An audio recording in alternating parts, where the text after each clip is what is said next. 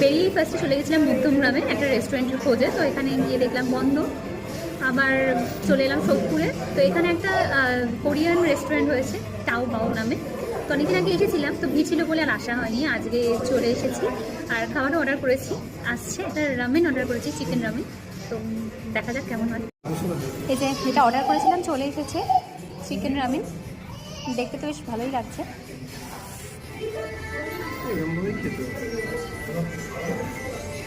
Serve করো,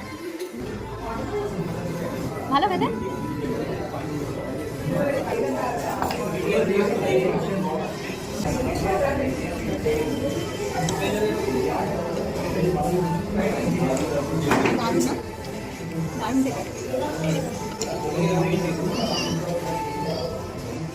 চিকেনটা দারুণ দেখুন, পুরো ক্রিমি চিজই, যারা চিজ খেতে ভালোবাসে দারুণ লাগে।